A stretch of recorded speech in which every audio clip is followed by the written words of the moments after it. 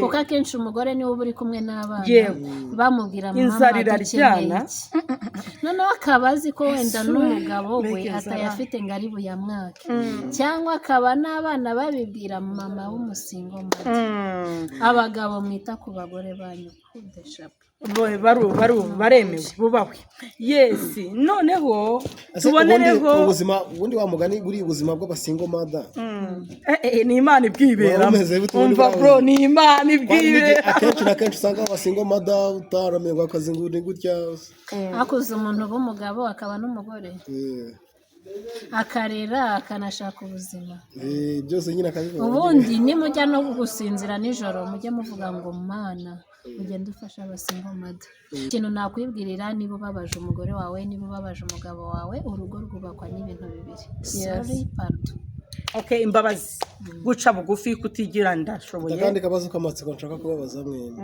niki gituma babiri mu bashakanye bombi umwe atekereza guca inyuma mugenzi we kandi hari n'ibitaho urushyirwa gutyo ugasanga bishushanyije mu bitakanahindura agakubitamo n'urundi agahita ambwira ni iki kibinteye ariko sheri ntituzongere sorry ugahita wumva ni ibintu bimutunguye ariko ikintu kiri mu bantu bino minsi ashobora kugukubita yarangiza akakubwira ngo nzanakwica cyangwa akakubwira nejo nzongera uhita wumva ko icyo kintu ari ikiri mu mutwe atari kije gitunguranye kubitewe n'icyo wakoze rero nyine nawe urumva nagusubije ngo biterwa cyangwa se rukoza soni tutabatije yego ahubwo mba ndi kububakira ingo zanyu umuntu umwe yambwete se uri kubakira abantu wowe utiyubakiye nyine nzi umubabaro wo gusenya niyo mpamvu ndi kububakira nzi umubabaro aho kugira ngo usenye watinda kurujyamo uravuze ngaho waguye urahazi urimo uraharinda abandi ndimo ndaharinda abandi sheri kubera yuko umubabaro wo gusenya igikomere cy'urugo ibikomere byose biribagirana ndaje nkubwire ngo igikomere cy'inzara iyo ubonye ibiryo urakibagirwa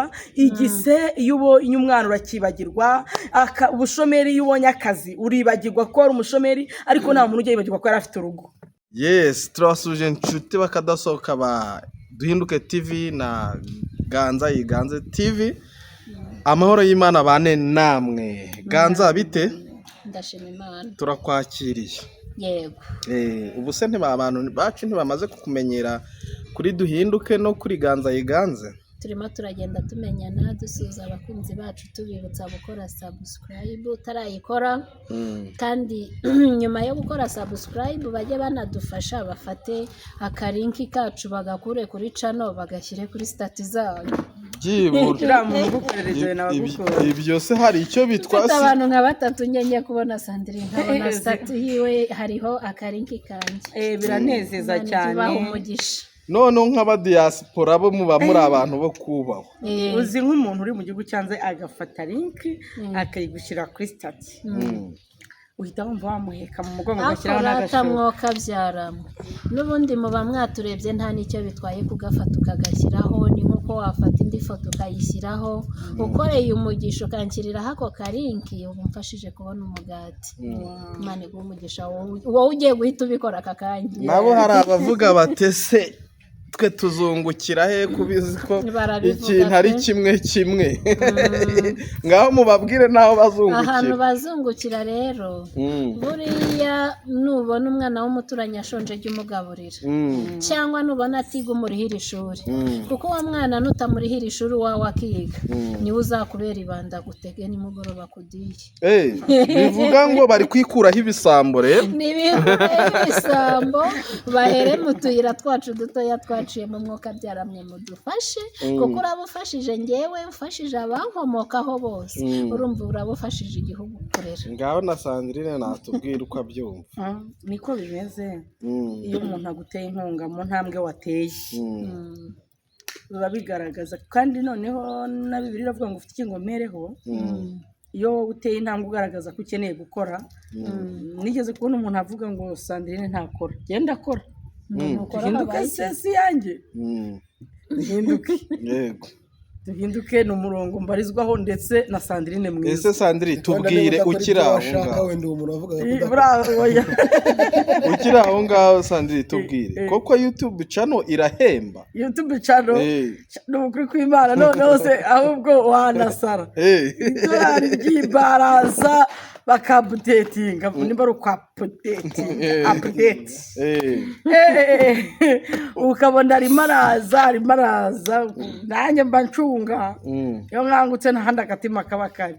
hari abantu rero bagira ngo ibi bintu tubamo ni sikamu, baba bazi ko ari cyane cyane nk'ababirimo baca intege n'abashaka kubizamo, urumva. ariko abo bantu sinzi abo aribo, kuko njye naje gusanga cano nyinshi zikorera mu Rwanda ahubwo uzi ko ari iz'abanyamahanga baduhenze ubwenge. Cano nyinshi ziri mu ariko kandi udahubukira gufungura cano. Nta muntu wapfa gutunga cano bira mipangu, nkuko nta muntu wapfa gutunga umwana bira mipangu. Cano nayo irarya. Ngaho tubwira abadiaspora rero. Abadiaspora nyine bo barabisobanukiwe, ni nayo mpamvu bagomba gushaka uwitwa Kibonge Promoter akabaha amacano, noneho bo bagashyiraho abakozi, noneho amafaranga akajyaza bagahembwa. Abanyamahanga benshi barabikeneye, ariko nta nubwo ari abanyamahanga, ni abanyarwanda bagiye mu mahanga, noneho bamenye icyo YouTube channel ivuze. YouTube channel rero naje gusanga ari ikintu cyiza. Mu gihe umuntu aba yica avuga ngo ndi umushomeri, wenda ukaba ariko ufite uburyo kifite impano muri wowe, ufite umuhamagaro runaka wize itangazamakuru. Ejo bundi hari umwana wambajije ati ko nshaka kwiga nahitamo iki. Ndamubwira se birashoboka ko wakwiga itangazamakuru ryazakwima akazi wowe ukishakira. Kubera ko ngiye mvuga ni iyo uzi gusoma no kwandika, wumva ururimi, ukaba ufite YouTube channel, uba uhisemo ikintu cyiza cyane. Ariko ukayikoresha n'abatarazizamo tuzizemo. Rega aka ni akazi wakora ufite n'akandi, aka ni akazi wakora ufite n'akandi, kandi amafaranga ukayabona, gusemberwa ibyo wakoze. Ikintu rero iyi miyoboro yacu tubereyeho ni ukwigisha. Hari igihe abantu bagira ngo ibintu byose ni uguhora mu matiku, babona wanditse tayito bati ubwo ni ryatiku, yabona notification imugeze ati ubwo ni itiku. Tuba tugomba no kubonforma kugira ngo baze kumenya uko ibintu bimeze. So ushaka YouTube channel yo kugura cyangwa kuzamura izindi social media zawe, wahamagara 0784 38 83 yitwa Kibonge Promoter akakugezaho ibyo byose. So Sandri, ejo bundi twabonye wowe na Ganza Yiganze mukora ikiganiro kivuga ngo umugore utagira amazi, ngo byari bihagaze bite? Abantu barabyitiranyije, baranantutse, banteye amabuye, urumva. Ariko uzi ko ntibagiye kukireba. Barantutse, banteye amabuye, ariko ni ukuri. Hari igihe bajya bavuga ngo isoni zirisha uburozi, cyangwa ubwo burozi baraburiye. Uburozi bw'isoni ni ukuvuga ngo hari n'abampamagaye umuti nawubagejejeho. Umuti bawufite mu nzu zabo. Barebe nimero iri hasi y'iki kiganiro, bongere baguhamagara, bongere bampamagare, wenda n'utarebye ikiganiro cyatambutse. Ariko mu by'ukuri gihe hari abantu nabikoreye birakora.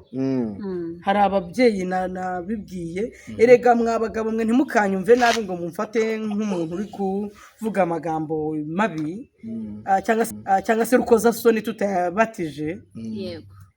Ahubwo mba ndi kubakira ingo zanyu. Umuntu umwe yambwete se uri kubakira abantu wowe utiyubakiye. Nyine nzi umubabaro wo gusenya, niyo mpamvu ndi kububakira. Nzi umubabaro aho kugira ngo usenye watinda kurujyamo. Uravuze ngaho waguye urahazi, urimo uraharinda abandi. Ndimo ndaharinda abandi sheri, kubera yuko umubabaro wo gusenya, igikomere cy'urugo, ibikomere byose biribagirana. Ndaje nkubwire ngo igikomere cy'inzara iyo ubonye ibiryo urakibagirwa, igise iyo ubonye umwana urakibagirwa, ubushomeri iyo ubonye akazi uribagirwa ko ari umushomeri, ariko nta muntu ujya yibagirwa ko yari afite urugo. Kereka iyo ubonye urundi rugo. Ganza, wowe ni ibiki uvugaho ku bintu by'amazi? Biriya bintu rero warabibonye ko nirinze kugira ikintu mbivugaho, n'ubundi nta kintu cyo kubivugaho. None sishatse kuvuga nawe ko utabizi. Afite isoni, biteye isoni kuko ntabwo abantu bose bashoboye kimwe. Njye sinamutera amabuye, ariko arabizi neza ko hari ibintu bijya bisenya ingo muri ubwo buryo. Ndatekereza ko ubizi, wenda ntubizi iwawe ariko ubizi kuri bagenzi bawe. Tunabyumva babivuga. Akenshi burya niyo abagabo bicaye ari bane, bagafata icupa rya mbere, irya kabiri bagaruka mu ngo zabo.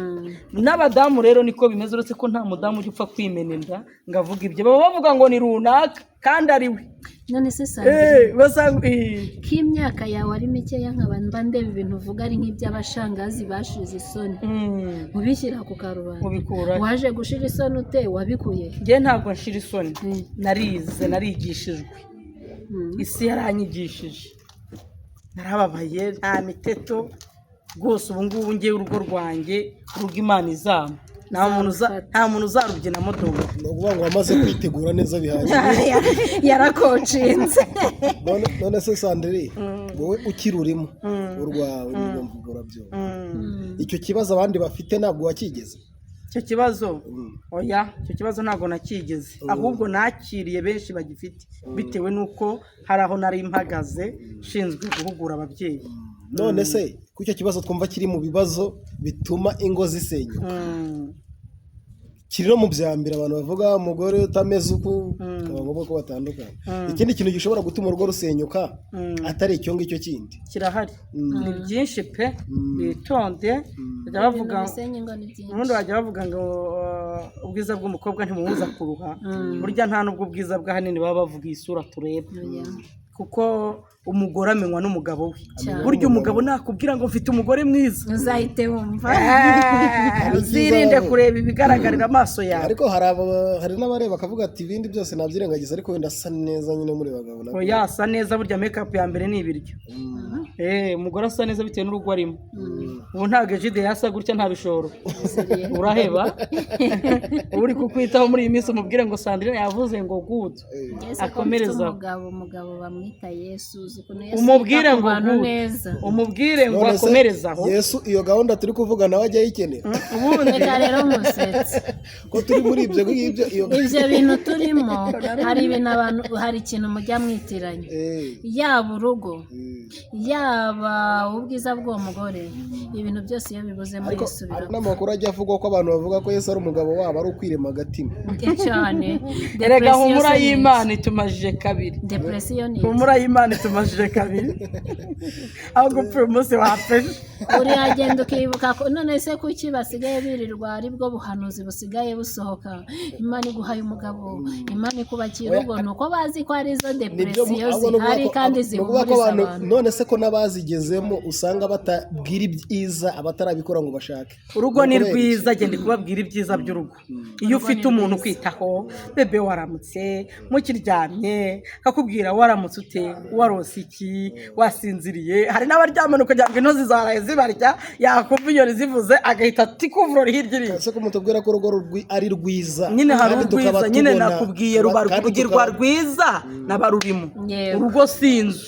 yego ko tubona benshi muri bagenzi bacu se b'abagabo bahura na stress zenda guturuka avuga ati mwana ntugashake urugo ruragatsindwa. none se inshuti yanjye ko abo bagabo bahura na stress n'abagore bakaba bikoreye stress ba nyirabayazana ni bande baba banabajijisha hari aho baziruhukira. reka reka rwari rwiza baba rwanga faranga ari rwari rwiza ruzaguma runabe rwiza baziyunga ariko urugo rwatangiye kuzamo inzara zo mu bikano ruba rukiri rwiza ruzaba rwiza mu kanya niba mwururukeje ku rukiko. reka nyine aburane ntako reka mbabwire none se guhohotera umutima w'urugo wawe wabisimbuka. ibintu bisigaye bihari bisenya ngo namwe murimo noneho hageraho umunwa w'abanyamakuru rugasenya burundu. abanyamakuru ze barimo gute kuva na kera uzagenda ubaze mama wawe ngo wubatse ute uzasanga izo nzara yarazikubitaga papa we papa akamukubita izindi bagakomeza abana zidakomana amahembe. reka generasiyo tugezemo tugomba kurwanya akarengane. akarengane kuko umugore agira ikibazo agatanga urubanza rwe rugacibwa akarenganurwa n'abagabo nuko ngo turanagira ngo hari n'abagabo barengana umugabo mwihana mwajyaga mu nzu mugakocorana bikarangira uko nguko. ariko rero kijya gihe nubwo hariho babaga bafite ipfunwe mu mutima nubwo babyihereranaga babaga bafite ipfunwe rikomeye cyane ugasanga barabihisha imiryango nta nubwo ariko akaba ari ibanga ry'urugo ariko nta nubwo uko umugabo avuze ariko uzajya kurega. kuba ingo z'ubu zitagikomera byaba bifitanye isano no kuba amabanga yose y'urugo ajya hanze. amabanga y'urugo ajya hanze atari si bo bayihishyirira hanze nyine biri mu bituma urugo rutagikomera. ni ikibazo ndibaza kuba ingo z'iki gihe zitagikomera byaba bifitanye isano no kuba amabanga y'ingo z'iki gihe yose akabaye kose gahita gasohoka. yes nabyo biri ku mwanya wa mbere. ibi niyo biri hagati y'abantu babiri kwiyunga birashoboka ariko niba wamenye ikintu wowe noneho uraza niba ari urushyi bamukubise uvuga ukuntu bamuteye n'icyuma ibyo bintu bigeze hanze bifite indi sura ba bandi babiri nibajya bajya kwicara ngo biyunge barasanga noneho twari utuntu tworoshye byabaye ibintu bigari. ese Egide umugabo wagukubise wabyakira ute? ankubise nyine yagufasha gucangamo iki? ariko se ubundi usibye ibyo byacitse umugabo akubita umugore n'umwana ahubwo ubu ngubu nibwo batagiye kutwangira ngo kera barakubitwaga.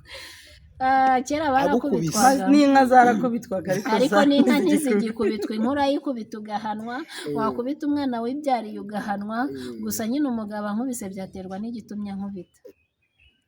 hari icyo yagukubitira bikaba ngombwa ko mwihorera. hari ikosa umuntu ashaka kuguhanira uretse n'umugabo n'umuntu mukorana mu kazi akakubwira ati akaba yakubwira nabi n'umujinya agahita anakubwira sorry. hari ikosa ushobora gukora na bosi wawe akakubwira nabi ariko ukavuga ati ntandenganije. abantu rero bibagiwe kureba igitera ikibimuteye ahubwo bareba gitera. hari igihe umuntu avuga ko ikosa nanone ngo ridakosorwa irindi. impamvu nkubwiye ngo biterwa ashobora kuza akankubita urushyi agahita ambwira nkukubitiye iki habaye iki agahita ambwira sheri sorry.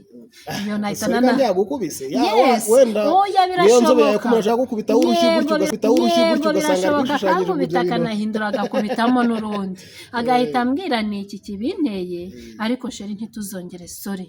ugahita wumva ni ibintu bimutunguye, ariko ikintu kiri mu bantu bino minsi ashobora kugukubita yarangiza akakubwira ngo nzanakwica cyangwa akakubwira n'ejo nzongera. uhita wumva ko icyo kintu ari ikiri mu mutwe atari ikije gitunguranye bitewe n'icyo wakoze. rero nyine nawe urumva nagusubije ngo biterwa n'icyo agukubitiye. icyo ari cyo cyose yaba agukubitiye amaze kugukubita aca nk'iminota 10 cyangwa se mugiye kuryama ahubwo ati ndashaka nuza ndashaka kuri arya ngo bayitangukira witsimbe ntacyo reka tubitsimbe ntabwo byashoboka. noneho amaze kugukubita wenda arakubwira ati sheri mbabarira mu kanya mwamara kuryama ngo arashaka umupuri. nakumvishe ntabwo byashoboka ndakubwira impamvu bitashoboka kandi wari kuvuga ko byaterwa n'impamvu byaterwa ariko ibyo bintu uri kuvuga bikorerwa mu mutwe ntabwo ari munsi y'ibirenge. mu mutwe bituruka niho yarangije kwangiza hanyuma ibyo agiye gukenera bigiye guturuka. biriya bintu biterwa bikorwa n'ibyishimo navuga ngo abantu bishimye.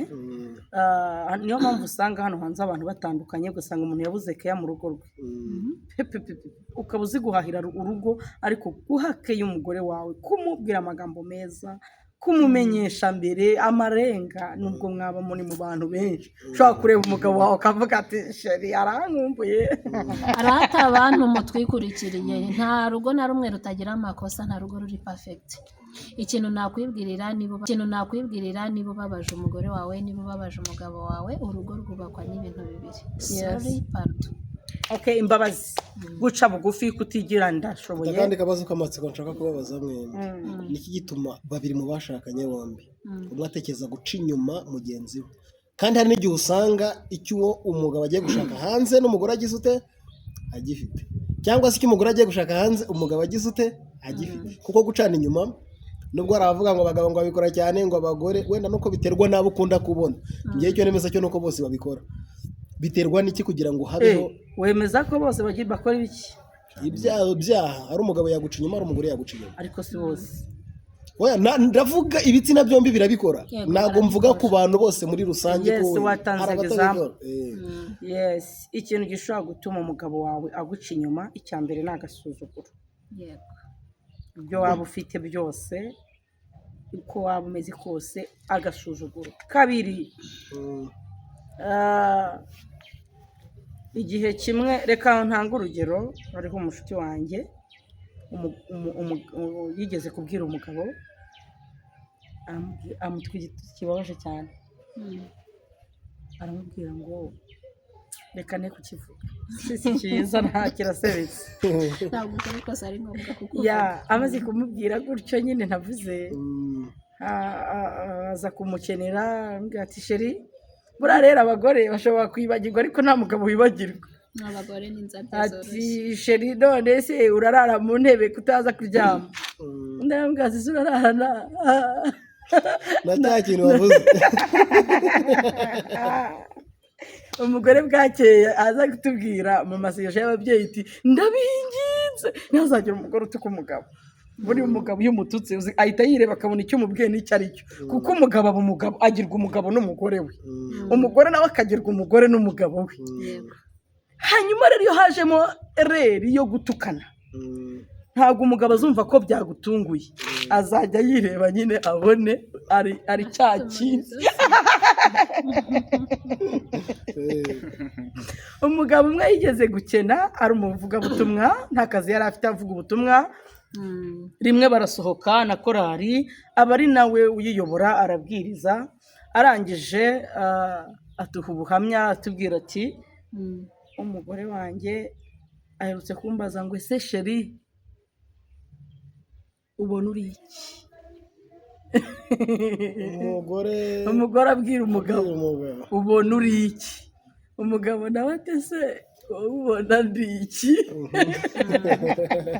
imana igihe abagabo akazi imana abagabo bakene baragoye mu ngo zabo n'abagore batabazi kwihangana nk'uko twirirwa twiriza ni uko utarabona agahinda k'umugabo kamenywa n'inkike yatoyemo akamenywa n'aho yiriwe kwe sinzi uko navuga ngo agahinda k'inkoko kamenywa n'inkike yatoyemo ariko agahinda k'umugabo w'umukene kamenywa n'akabari yagiyemo cyangwa nta nubwo ajya mu kabari akene ese ubwo kamenywa n'iki kamenywa n'abo baganira hari igihe ukajya ushaka kurushya umunsi uzajya mu kabari ukene amasaha y'icumi n'igihe bagenzi bawe ugasanga nanywa inzoga guhera ku wa mbere kugera ku wundi wa mbere agataha yasinze kandi atagira amafaranga agataha avuga ati noneho abana banjye umugore wanjye araza sinayinywa njyewe ndi umugabo njye ntabwo nayinywa ariko biba binasuzuguritse ariko abagabo ugasanga yamugurira ariko ntiyayamuha yanamuguza bitanu ntabwo guhora wasinze kandi nta kintu cyura mu rugo nawe nta n'ubwenge waba umugabo yaba adafite amafaranga kandi agahora yasinze buri gihe koko ubwo birashoboka cyane kandi wa mugani umugabo yavuze ngo ni inshuti za ese ubundi hari umugore abagore mwe ubundi kuntu umuntu ateye umuntu aremye mujya mwemera ko umugabo ashobora kubaho nta mafaranga afite birashoboka ariko kubera yuko impamvu mubajije icyo kibazo nuko nzi ko hari igihe umugabo ashobora kuba amaze igihe arwaye ari mu rugo ariko umugore akarenga akamubaza ati ese sheri wacu turabaho dute uretse n'icyo mujya mwizera ko umugabo ashobora kubaho nta mafaranga afite abagore icyo kintu mujya mucyakira uretse n'icyo umugore utabyakira ni umugore utariga kubaho ubuzima bwa wenyine cyangwa ngo akore arebe kuko n'umuntu uhagarariye umuryango muri rusange ba bantu mubana ntabwo bashinzwe kumenya ko nta mafaranga ufite reka bo barakubwira ati umunyu washize bakubwira ati turarya iki kuko ni wowe responsable w'uwo muryango none rero ubwo uri responsable w'urugo rwawe nyine ni hahandi uhora usenga ngo imana ikurinde guseba imana ikurinde niho hahandi nyine duhora tuvuga ku buzima bw'abasingo mata hanini urabona byanze kunze uraza kugendana n'abadamu bafite abagabo sibyo wumve ati sheri amafaranga wohereje ko ari make birava mu hita utekereza atari ku nkange udafite n'umva n'ayo make noneho imana ifite inzira mw'abantu mwe ariko nawe uyahabwa ntabwo wemerewe kuyagaya n'ukuri kose hari igihe ariyo yari afite ngiye rero kubera nk'ubu ndi responsable w'umuryango wanjye ni ngewe babaza ariko iyo babikubwiye ntayo ufite nicyo kintu kibabaza mu buzima uhita wumva ugiye hasi y'aba bandi bayakubajije kukubaza ibyo udafite muri ako kanya kandi ari nta wundi bireba kumva utuntu mu mutwe tuzamuka ariko ngewe kubera ko nize kuba responsable w'umuryango kuva kera ntago navunitse cyane ntago byigeze bingora cyane ngo numve nyine mfata uko biri nimba ari inoti y'igihumbi tuyibarira uko iri tukarya ibihari kandi burya reka mbabwire nta mafaranga aba make mu rugo biterwa n'iki hari ikibazo kindi njya mbona umugabo ashobora kuba afite akazi n'umugore afite akazi usanga umugore yakoreye amafaranga ye kandi nawe afite amafaranga agahora yaka umugabo iki amafaranga yo guhaha kandi nawe hari ayo yari afite kandi nawe akorera urugo kandi urugo ari urwa bombi. ntabwo bigeze baganira nyine icyo bazakoresha, ntabwo bigeze baganira kuko hari igihe usanga umugabo yishyura inzu, umugore akishyura minerivare z'abana, guhaha bakabihuriraho. Hari n'igihe usanga umugabo akora ibindi byose, umugore agahaha cyane nk'aba badamu baba bakora mu masoko y'imboga n'ibiki, ntabwo umugabo azamenya ngo imboga zitunga urugo mu kwezi n'izangahe, we mugore ni wowe ubizi. Rero igihe mutaganira nyine muzahora muri mayinazari n'abagore bagira umururumba avuga ati arayashyira amarigarita nayami. Hari nawe usanga bari gukora mu mifuka y'abagabo babo icyo bita kumusaka. Imana yigeze kubyihanisha umuntu, yamubwira ati amafaranga y'umugabo wakuye mu ikofi niyo yari kurya saa sita. Umugore ararira aravuga ati ngiye kuyamushyira mu kazi.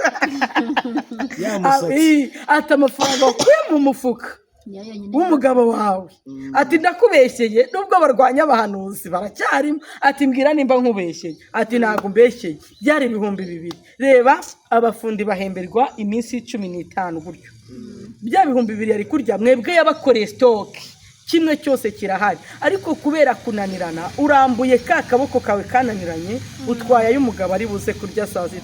Mu magambo make umugabo arabaho ati nawe urabyumva nyine. Umugabo arihangana ariko abagabo bita ku ngo zabo Imana ibaha umugisha. Ni ukuri kose niba ari ikintu gihangayikisha umugore ni rasiyo y'umuryango, kandi umuryango muri rusange, umugore kurenza umugabo kuko akenshi umugore niwe uba uri kumwe n'abana bamubwira inzara iraryana, noneho akaba azi ko wenda n'umugabo we atayafite ngo ari buyamwake, cyangwa akaba n'abana babibwira mama w'umusingomari. Abagabo mwita ku bagore banyu kudeshapo baremewe bubahwe. Yesi, noneho tubonereho ubuzima ubundi wa mugani buri ubuzima bw'abasingomada. Ni Imana ibwibera, umva bro, ni Imana ibwibera. Akenshi usanga abasingomada utaramenye akazi ngo ni gutya akuze umuntu b'umugabo akaba n'umugore akarera akanashaka ubuzima byose nyine akabibona. Ubundi nimujya no gusinzira nijoro mujye muvuga ngo Mana ugenda ufasha abasingomada, kuko yasitaragoringa mu nzira uzisa gute, njye buriya sinjya mbarenganya, kuko aba ari gupfira umwana waremera akamutangaho ibitambo n'ibitambo. Abasingomada bubahwe bemeye gufata abana babo bakabarera. Hari n'ababajugunya akagenda akajugunyira umugabo ariko umwana ni nyina buriya. Ese ubone ko njya mbona abasingomada benshi akavuga ati runaka twarabyaranye yihunze inshingano, nta mugabo urera. Uretse ko atari bose, hari abagabo batandukana n'abagore akajya avuga ati ni rasiyo y'abana banjye akayohereza. Hari n'ugenda menga akagenda buheriyeri nk'amayeri, ugenda burundu ngira ngo nawe uba waramubabaje. Ntabwo uba waramubabaje, no, ntabwo ari ukuba waramubabaje, ahubwo abantu baratandukanye. Biba byagenze bite kugira ngo umugabo wabyaye, hari n'ukuntu umugabo aba akwizeye akavuga ati ntabwo bazicwa n'inzara, uriya mugore azinduka ajya gucuruza inyanya, ariko za nyanya ntabwo zizatuma abana babona umugati, ntabwo zizatuma barya nk'uko bikwiye. Nimba ari ikintu kinezeza umusingomada kubona abana bavuye ku ishuri inkono iri gutogota, akabona abana barariye, Yesu we uhabwa icyubahiro. Wowe utajya utererana abasingomada, uhabwa icyubahiro. Imvura iraguye. Murakoze, reka dushimira abadukurikiye, kandi namwe mutarakora subscribe ni muyikore, mujye mubona ibiganiro byacu ku gihe. Turabakunda cyane. Ibiganiro byacu ni akagaruka. Iki cyari igice cya mbere, turakora icya kabiri. Imvura iradutesheje mutwihangane. Ako gasimukadi nabonye aho